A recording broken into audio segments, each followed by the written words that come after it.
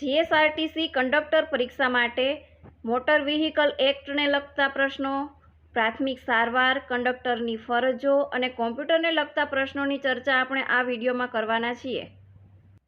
પહેલો પ્રશ્ન છે, કંડક્ટરની વે બિલનો મુખ્ય ઉપયોગ શું છે? કંડક્ટરની વે બિલનો મુખ્ય ઉપયોગ છે ટિકિટ અને આવકનો હિસાબ રાખવાનો. વે બિલ એ કંડક્ટરનો સત્તાવારી હિસાબી દસ્તાવેજ છે. તેમાં બસનો રૂટ, ટિકિટ વેચાણ, મુસાફરોની સંખ્યા, વસૂલ કરેલું ભાડું વગેરેની નોંધ છે એ વે બિલમાં કરવામાં આવે છે. સીપીઆરનો સંપૂર્ણ અર્થ શું છે? Cardio pulmonary રિસસિટેશન.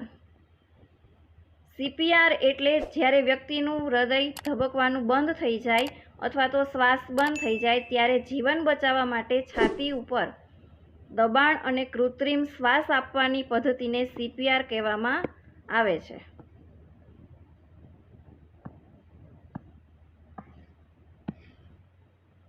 આગળનો પ્રશ્ન જોઈએ. નિવેદન 1, પ્રાથમિક સારવાર જીવન બચાવી શકે છે. અહીં તમને બે નિવેદન આપેલા છે. બીજું નિવેદન કહે છે પ્રાથમિક સારવાર માત્ર ડૉક્ટર જ આપી શકે.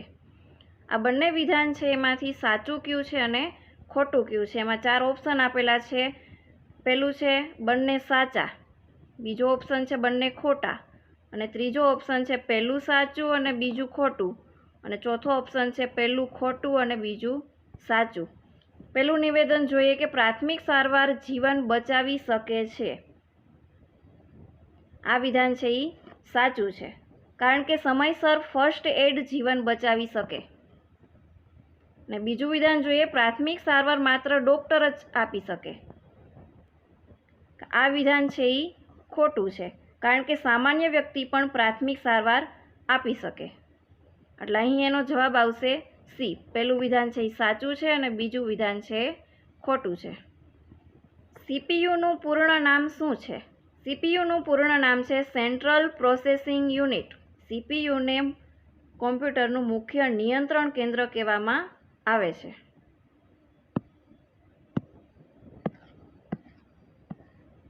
મોટર વ્હીકલ એક્ટ 1988 મુજબ પબ્લિક સર્વિસ વ્હીકલમાં કયું વાહન સામેલ છે? પબ્લિક સર્વિસ વ્હીકલમાં કયું વાહન સામેલ છે? એમાં જવાબ છે સી, મુસાફરોને ભાડે લઈ જતું વાહન. જેમ કે બસ, ટેક્સી, ઓટો રિક્ષા જેવા ભાડે મુસાફરોને લઈ જતા વાહનોને પબ્લિક સર્વિસ વ્હીકલ કહેવામાં આવે છે. હિટ એન્ડ રન કેસમાં પીડિતોને વળતર આપવા માટે કઈ યોજના અમલમાં છે? સોલેસિયમ સ્કીમ. એટલે કે જ્યારે અકસ્માત કરનાર અજાણ્યો હોય ત્યારે પીડિત અથવા તેના પરિવારને સરકાર દ્વારા જે વળતર આપવામાં આવે છે તેને સોલેસિયમ સ્કીમ કહેવામાં આવે છે. શોકની સ્થિતિમાં દર્દીને શું કરવું જોઈએ? જવાબ આવશે બી ઓપ્શન, પગ થોડા ઊંચા રાખવા. એટલે કે આ સ્થિતિમાં મગજ સુધી રક્ત પ્રવાહ જાળવવા માટે દર્દીના પગ થોડા ઊંચા રાખવામાં આવે છે. જ્યારે લોહી છે એ મગજ સુધી તે પહોંચે એટલે તેના પગ છે એ થોડા ઊંચા રાખવામાં આવે. નીચેના પૈકી કયું ટ્રાફિક ચિહ્ન મેન્ડેટરી સિગ્નલ છે? એનો જવાબ આવશે સી, સ્ટોપ. ડ્રાઇવિંગ લાયસન્સ વગર વાહન ચલાવવું કયા કાયદાનો ભંગ છે? ડ્રાઇવિંગ લાયસન્સ વગર વાહન ચલાવવામાં આવે તો એ કયા કાયદાનો ભંગ ગણાય છે? Motor vehicle act. લાયસન્સ વગર વાહન ચલાવવું મોટર વાહન અધિનિયમ હેઠળ ગુનો ગણવામાં આવે છે.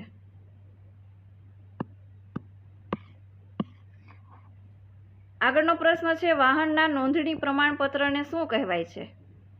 નોંધણી પ્રમાણપત્રને કહેવામાં આવે છે આરસી બુક. આરસી એટલે રજિસ્ટ્રેશન સર્ટિફિકેટ. તે વાહનની માલિકી અને નોંધણીનો પુરાવો છે. તે વાહનની માલિકી અને નોંધણીનો પુરાવો છે.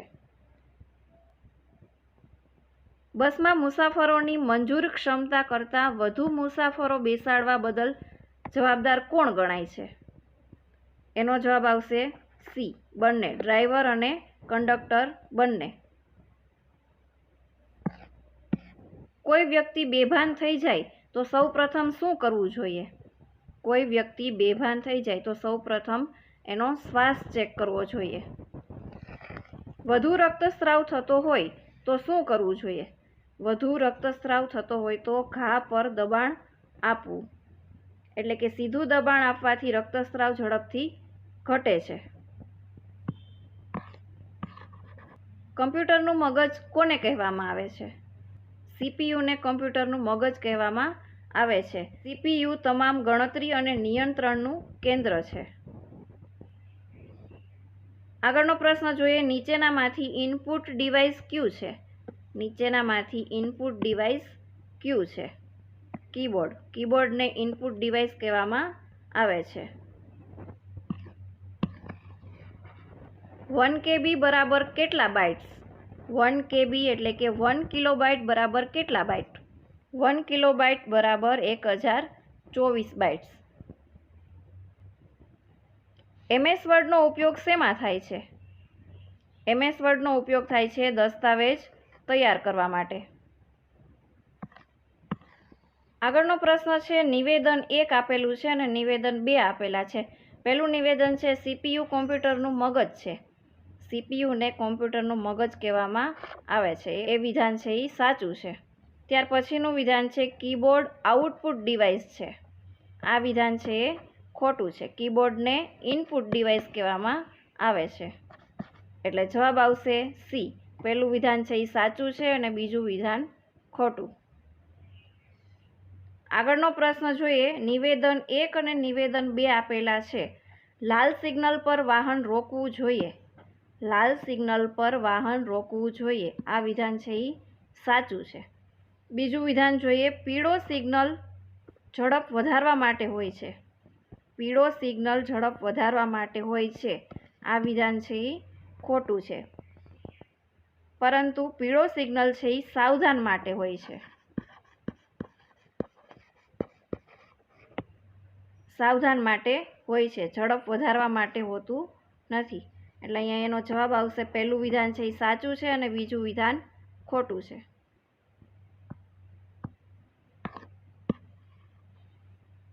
વાહનની નોંધણી એટલે કે રજિસ્ટ્રેશન કયા સત્તાધિકારી દ્વારા આપવામાં આવે છે?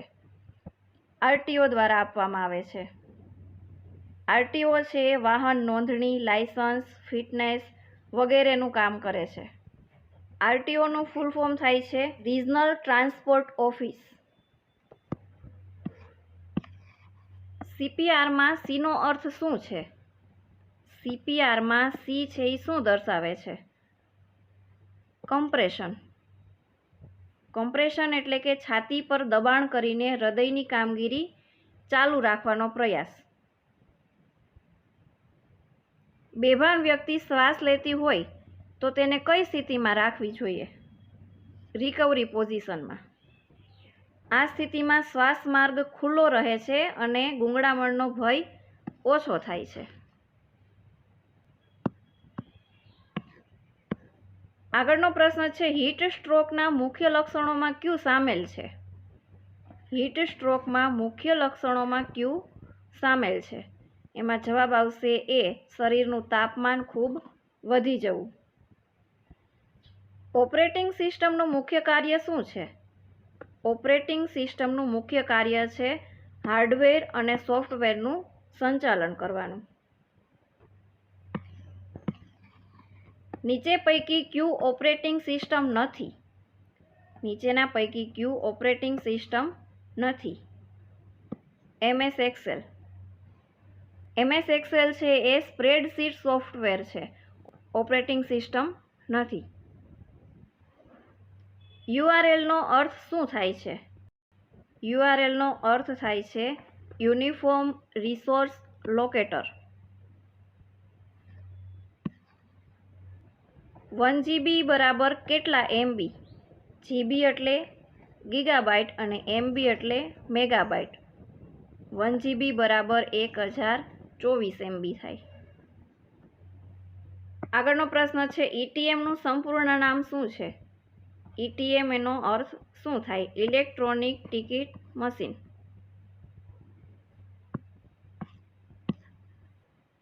ઈમેલમાં CC નો અર્થ શું થાય છે?